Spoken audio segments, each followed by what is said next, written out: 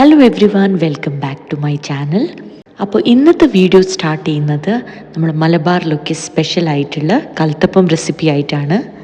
ഇത് നമ്മൾ വീട്ടിൽ ബ്രേക്ക്ഫാസ്റ്റ് റെസിപ്പി ആയിട്ടും അതുപോലെ തന്നെ വൈകുന്നേരത്തെ ചായൻ്റെ കൂടെ പലഹാരമായിട്ടും ഉണ്ടാക്കാറുണ്ട്.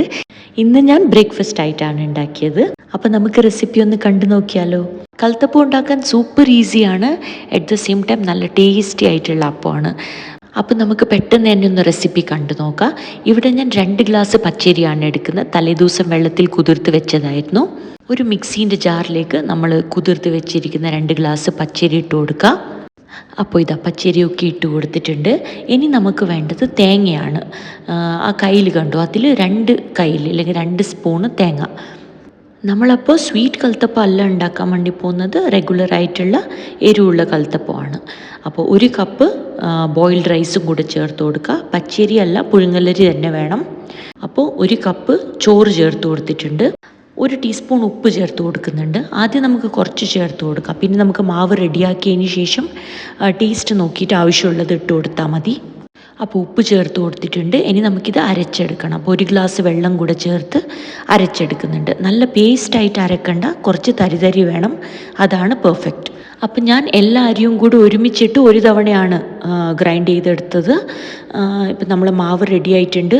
കുറച്ചിങ്ങനെ തരി വേണം, അല്ലാണ്ട് പേസ്റ്റ് മാതിരിയല്ല. അപ്പോഴാണ് നല്ലൊരു ടേസ്റ്റ് വരുന്നത്. കുറച്ച് വെള്ളം കൂടെ ചേർത്ത് കൊടുക്കുക.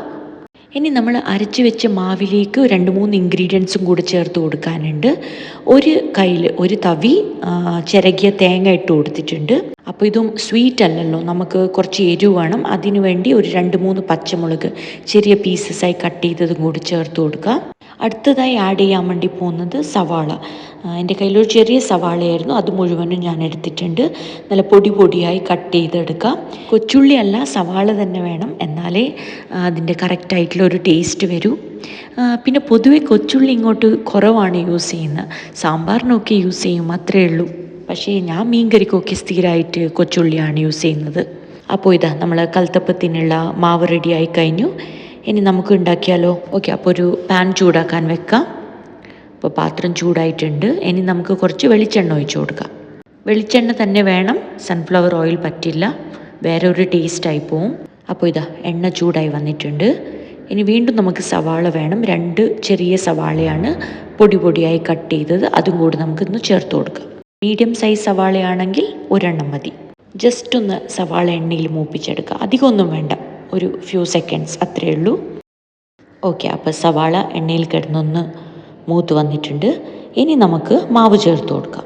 അപ്പം ഞാൻ തയ്യാറാക്കി വെച്ച മാവിൻ്റെ നേരെ പകുതിയാണ് ആദ്യം എടുക്കുന്നത്. അപ്പോൾ 2 അപ്പമാണ് ഞാനിപ്പോൾ ഉണ്ടാക്കിയെടുക്കുന്നത്. അപ്പോൾ ഇതാ എണ്ണയിലേക്ക് ഞാൻ മാവ് ഒഴിച്ച് കൊടുത്തിട്ടുണ്ട്. ഇനി ആ സൈഡിലൊക്കെ കിടക്കുന്ന സവാളയില്ലേ, നമുക്ക് തവി വെച്ച് എല്ലായിടത്തും ഒന്ന് സ്പ്രെഡ് ചെയ്ത് കൊടുക്കാം. അപ്പോൾ ഇതാ സവാളയൊക്കെ സ്പ്രെഡ് ചെയ്ത് കൊടുത്തിട്ടുണ്ട്. ഫ്ലെയിം ഈ ടൈമിൽ നമുക്ക് ലോ ആക്കാം. അപ്പം വേവണമല്ലോ, കുറച്ച് കട്ടിയുള്ള അപ്പമാണ്, അതുകൊണ്ട് ലോ ഫ്ലെയിമിലാക്കി ലിഡ് ക്ലോസ് ചെയ്ത് ഒരു 15 മിനിറ്റ് കുക്ക് ചെയ്തെടുക്കാം. 15 മിനിറ്റ് നമ്മൾ അപ്പത്തിൻ്റെ ഒരു സൈഡ് കുക്ക് ചെയ്ത് കഴിഞ്ഞു. ഇനി നമുക്കിതൊന്ന് തിരിച്ചിട്ട് കൊടുക്കാം. അപ്പം തിരിച്ചിട്ട് കൊടുത്തിട്ടുണ്ട്. ഇനി മറ്റേ സൈഡും കൂടെ ഒരു 15 മിനിറ്റ്സ് ലോ ഫ്ലെയിമിലിട്ട് കുക്ക് ചെയ്തെടുക്കാം. 15 മിനിറ്റും കൂടെ കുക്ക് ചെയ്തെടുത്തു. അപ്പോൾ അത്രയേ ഉള്ളൂ, കൽത്തപ്പം റെഡി. കണ്ടോ, 2 സൈഡും നന്നായി മൊരിഞ്ഞ് വന്നിട്ടുണ്ട്. സവാളയൊക്കെ ഇങ്ങനെ മൊരിഞ്ഞിരിക്കുന്നുണ്ട്. ഇനി ഞാനിതൊന്ന് സെർവിങ് പ്ലേറ്റിലേക്ക് മാറ്റട്ടെ. ഞാൻ കൽത്തപ്പം ഒരു പ്ലേറ്റിലേക്ക് മാറ്റിയിട്ടുണ്ട്. ഇനി നമുക്കിതൊന്ന് കട്ട് ചെയ്തെടുക്കാം. കേക്കൊക്കെ കട്ട് ചെയ്യുന്ന മാതിരി സ്ലൈസസ് ആക്കി എടുക്കാം. കൽത്തപ്പം സ്ലൈസായി കട്ട് ചെയ്തെടുത്തിട്ടുണ്ട്. തേങ്ങ അരച്ച മീൻ കറിയില്ലേ, അതാണ് കൽത്തപ്പത്തിന് ബെസ്റ്റ് കോമ്പിനേഷൻ. പിന്നെ നിങ്ങൾക്ക് ചിക്കൻ കറീൻ്റെ കൂടെ കഴിക്കുക, അതുപോലെ തന്നെ ചട്നീൻ്റെ കൂടെയും കഴിക്കാം. വെജിറ്റേറിയൻസ് ആണെങ്കിൽ തേങ്ങാ ചട്നീൻ്റെ കൂടെയൊക്കെ നല്ലൊരു കോമ്പിനേഷനാണ്. കണ്ടോ, പെർഫെക്റ്റ് ആയിട്ട് വന്നിട്ടുണ്ട്. അതിൻ്റെ അകത്തൊക്കെ നന്നായി വെന്തിട്ടുണ്ട്. പുറത്ത് നല്ല ക്രിസ്പിയും ക്രഞ്ചിയുമാണ്, പക്ഷെ അകത്ത് നല്ല സോഫ്റ്റാണ്. അപ്പോൾ ആരെങ്കിലും കൽത്തപ്പം വീട്ടിലുണ്ടാക്കിയിട്ടില്ലെങ്കിൽ ജസ്റ്റ് ഒന്ന് ഉണ്ടാക്കി നോക്കൂ, എന്നിട്ട് ഫീഡ്ബാക്ക് ഒന്ന് കമൻറ്റ് ബോക്സിൽ അറിയിക്കണേ.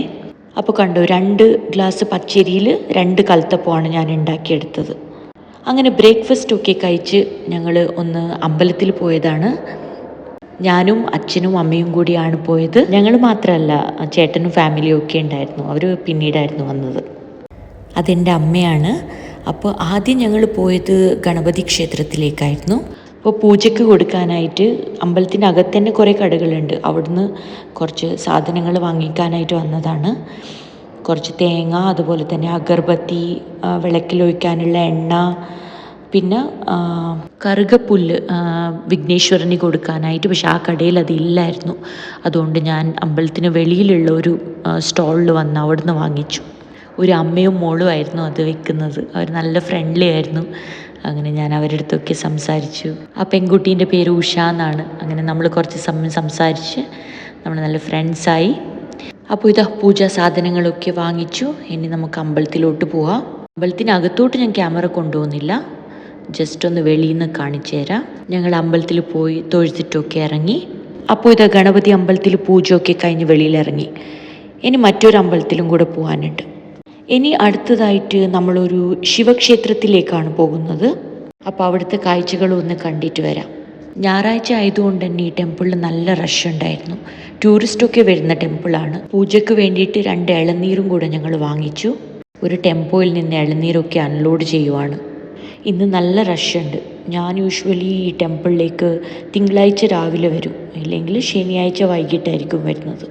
സൺഡേ പൊതുവെ റഷായിരിക്കും. അതുപോലെ തന്നെ ടൂറിസ്റ്റൊക്കെ വരുന്ന ദിവസമല്ലേ. അപ്പോൾ ഇതാ അമ്പലത്തിനകത്തോട്ട് കയറി.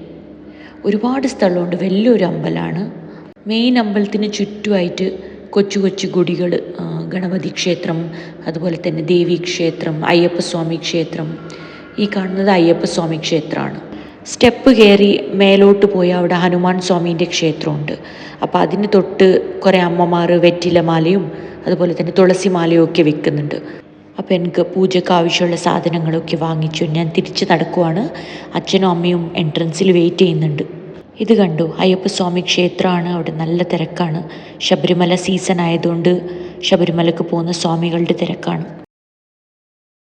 അമ്പലത്തിനകത്തോട്ട് പോയി നമ്മൾ തൊഴുത് ഇറങ്ങി. ഇനി എന്തെങ്കിലും കഴിക്കണം, നല്ല വിശപ്പുണ്ട്.